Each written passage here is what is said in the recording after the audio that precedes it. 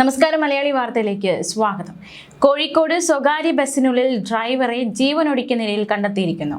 നൊച്ചാട് സ്വദേശി മോനൂട്ടൻ എന്ന് വിളിക്കുന്ന ഹരീഷാണ് ആത്മഹത്യ ചെയ്തത്.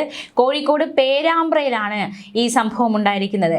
പേരാമ്പ്ര ബസ് സ്റ്റാൻഡിൽ പാർക്ക് ചെയ്തിരുന്ന സ്വകാര്യ ബസ്സിനുള്ളിലാണ് ഹരീഷിനെ ജീവനൊടുക്കിയ നിലയിൽ കണ്ടെത്തിയത്.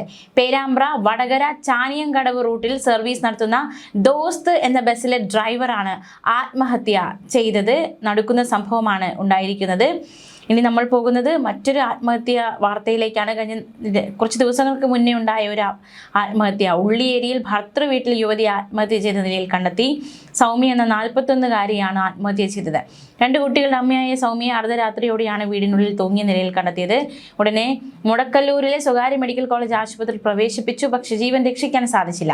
ഇൻക്വസ്റ്റ് നടപടികൾ പൂർത്തിയാക്കിയ ശേഷം കോഴിക്കോട് മെഡിക്കൽ കോളേജിൽ പോസ്റ്റ്മോർട്ടം നടത്തുകയും മൃതദേഹം വീട്ടുവളപ്പിൽ സംസ്കരിക്കുകയും ചെയ്തു. സംഭവത്തിൽ അത്തോളി പോലീസാണ് കേസെടുത്തത്. അന്വേഷണം നടക്കുന്നുണ്ടായിരുന്നു. സേവാഭാരതിയുടെ സജീവ പ്രവർത്തകയായിരുന്ന സൗമ്യയാണ് ആത്മഹത്യ ചെയ്തത്.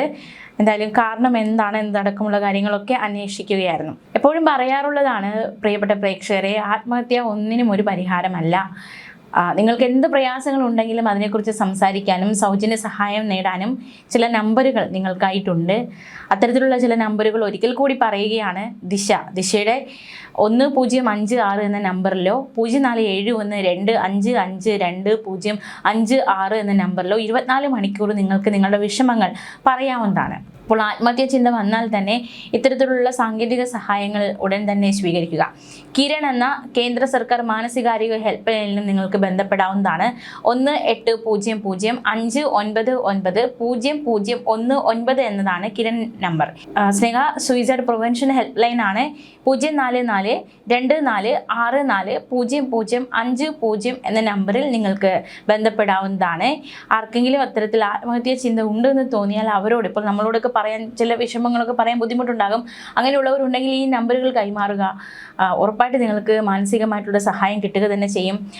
നമ്മുടെ വിലപ്പെട്ട ജീവിതം, നമുക്ക് ഒരിക്കൽ മാത്രമേ ഈ ഭൂമിയിൽ കിട്ടുന്ന വിലപ്പെട്ട ജീവിതം, അത് എന്തായാലും എന്ത് പ്രശ്നം വന്നാലും അതിൻ്റെ പേരിൽ സ്വയമേ തന്നെ ജീവൻ ഒടുക്കുന്ന സാഹചര്യത്തിലേക്ക് കാര്യങ്ങൾ നയിക്കപ്പെടാതെ ഒരു പോംവഴി ഉണ്ടോ എന്ന് നോക്കാം.